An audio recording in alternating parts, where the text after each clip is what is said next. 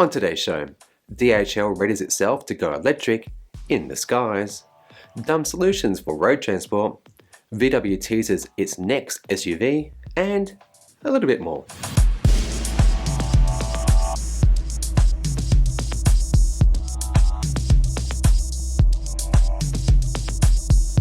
G'day and welcome, my name is Chris, and if you're into electric vehicles, renewables, wind, solar, battery storage and more, consider subscribing. It's absolutely free. If you want to see more content like this, and behind the scenes, polls, and content that I just can't show you on YouTube, consider joining me over here on Patreon where you get all this and a lot more.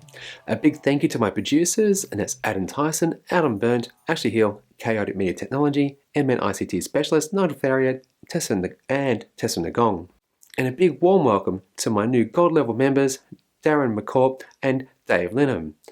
First up, I want to let you in on a little dirty secret of mine, so come closer. Come closer. I like motorsports. But come on, it's exciting to watch, right? And what I really want to see is all forms of racing, Formula One, Indy, MotoGP, Rally, all go electric. But I get it takes time, it takes development and little baby steps. But sometimes to get that tech to fans and get those guys and girls on board, we need to show them more electric vehicles doing the thing that they enjoy seeing.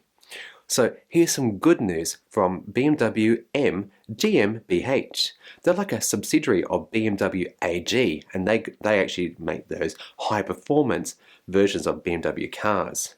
And they've gone and converted a BMW i4, the electric one coming out in November, into this safety car for the FIM Moto E World Cup, replaces the BMW i8 safety car, which has previously led the field in electric motorcycle racing series. And the new safety car is based on the i4 M50 with souped up electric motors, generating a total output of 400 kilowatts or 544 horsepower. This is great and something racing fans will see more and more of. And you know what that means? People converting to the idea of going electric because if they see something like this and seeing them keeping up with those crazy fast bikes, I have no doubt that people will shift to electric cars sooner than later. A phrase you're probably hearing a lot more of is electrify everything. And so it's no surprise that DHL, who already has some electric vans in their fleet, are looking to do the same with their aircraft. Meet Alice. This fully electric e-cargo plane from Eviation is the first of 12 that DHL have on order. Alice can be flown by a single pilot and will carry 1200 kilogram payload with a maximum range of 815 kilometers or 414 nautical miles. The electric plane only requires 30 minutes or less of charge per flight, which is important as ground time is not making money time. I'm really excited for this and congratulate DHL in doing so, as their company plans to actually get them towards carbon net zero involves something like by 2030 doing some significant steps and spending a significant coin. But unfortunately, they've put the plans out to 2050 to be absolute net carbon zero. But folks, we actually need this to happen by 2035 at the latest. So good job DHL, keep going mate. I really do appreciate you doing this, and it'll be exciting to hear, well not so much here because electric planes are actually a lot quieter compared to conventional jet turbines. Yeah, it'd be great to see this come out. I don't normally do editorials, but have you seen a story about how Siemens are trialling overhead power lines for trucks on European motorways?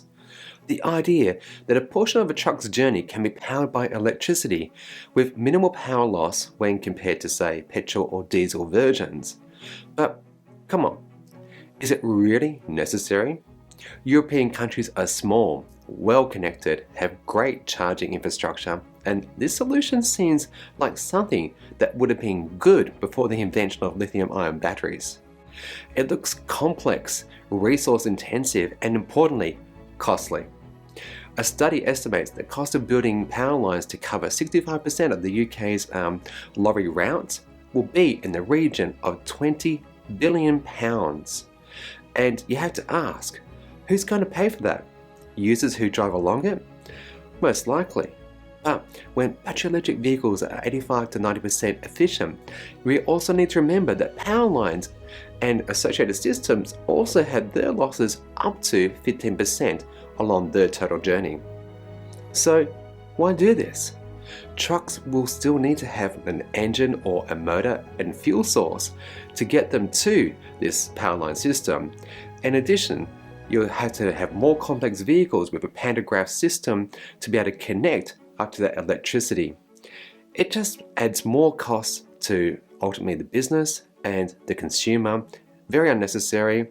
And as we see battery technology and density improve, I can't understand, in the voice of John Oliver, why is this a thing? What do you think?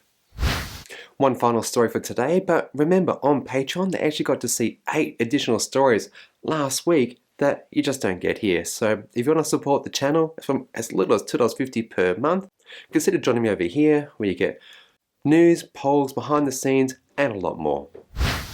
VW has released more details of its upcoming SUV, the ID.5 GTX. Set to make its international debut on the 7th of September at the Munich Motor Show, this SUV, which sits atop the modular electric drive platform, I think looks elegant and a beefed up ID.4.